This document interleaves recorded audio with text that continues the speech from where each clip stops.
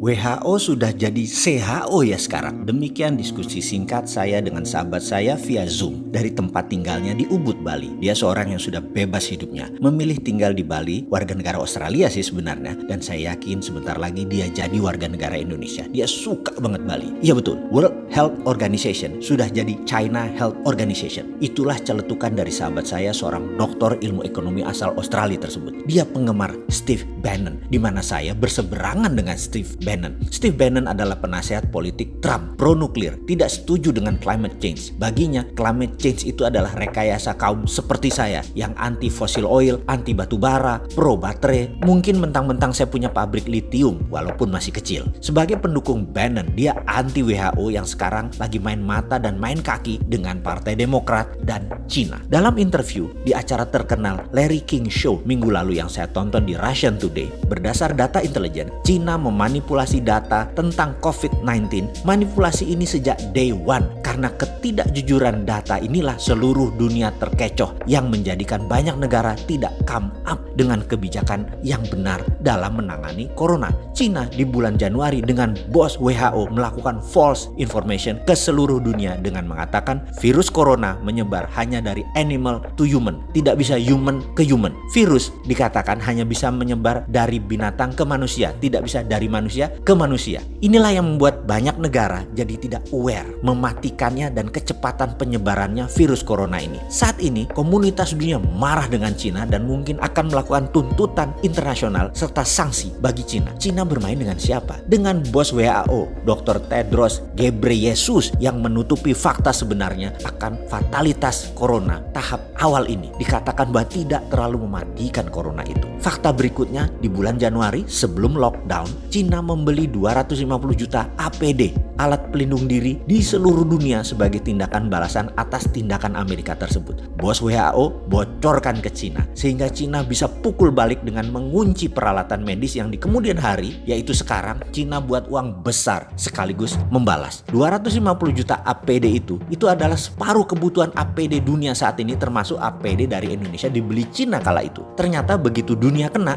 dunia tersadar karena dikatakan tidak mematikan, ternyata mematikan, sehingga dalam false information yang jadi acuan banyak negara yang melonggarkan pertahanan pandemiknya termasuk Indonesia. Ternyata begitu kita menyadari laporan dari berbagai negara selain negara maju yang sistem kesehatannya baik, tingkat kematiannya 4%-an, apalagi sistem kesehatan tidak baik bisa 9% seperti Indonesia. Dunia panik, termasuk Indonesia yang agak telat sadar dan baru ngeh bahwa ternyata corona 9% tingkat kematiannya di Indonesia. Akhirnya dunia beli balik APD tersebut dengan harga 10 kali lebih mahal. Nggak heran APD dari Cina itu buatan Indonesia kan, yang kayak kemarin itu Pak Ganjar melihat datanya. Indonesia pun jadi korban kong kali kong WHO dengan Cina. Strategi oknum WHO dan Cina ini sudah jadi perbincangan internasional. Dunia sekali lagi marah. Itu pun Indonesia masih ada pejabat yang membela Cina loh, dan masih nggak sadar bahwa bahaya corona. Bayangkan rencana jahat mereka kemudian itu, yaitu geng demokratnya Joe Biden CS, Clinton Foundation,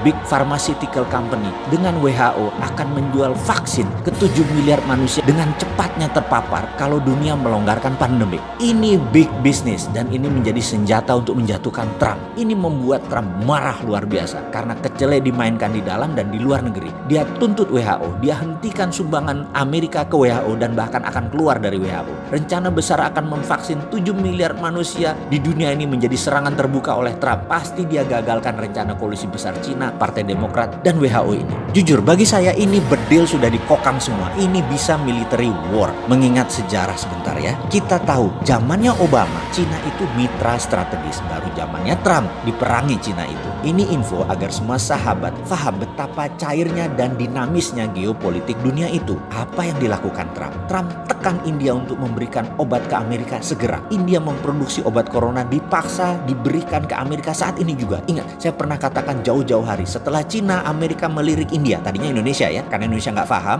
jadi melirik India. Amerika bangun India persis seperti dukungan Amerika di tahun 2000-an, di mana 30% pabrik Amerika dipindahkan ke Cina. Sekali lagi, saya ingatkan, obat vaksin corona India nanti rajanya. Sahabat, data ini valid dan ada di mana-mana. Terbuka kok data ini, cek aja. Steve Bannon yang terang-terangan membuka aib WHO ini. Ceklah marahnya Trump dengan dunia farmasi Amerika yang ternyata main dua kaki dukung dan angkat Trump di awal, lalu dibanting kemudian mereka pindah ke Partai Demokrat. Anthony Fauci, Director of National Institute of Allergy and Infection Disease, sebagai orang Trump di dalam penyelesaian Coronavirus Task Force, adalah orang yang bermain di 6 presiden Amerika, adalah juga orang di balik SARS dan AIDS dengan ciptaannya di Perancis. Ini salah satu yang memulai skenario biological warfare ini sejak awal dari pihak Amerika. Sekarang di COVID-19 kita sudah menemukan fakta ada pengayaan atau enrichment, ada unsur AIDS di dalamnya virus tersebut hingga menyerang imunitas korban. AIDS, SARS, COVID-19, Anthony Fauci. Sound familiar? Udah mulai nyambung? Oke, bajingan kabeh mereka itu. Inilah kejamnya dunia saat ini yang kalau kita tidak paham, ini seakan-akan hanya pandemik cacar seperti biasa.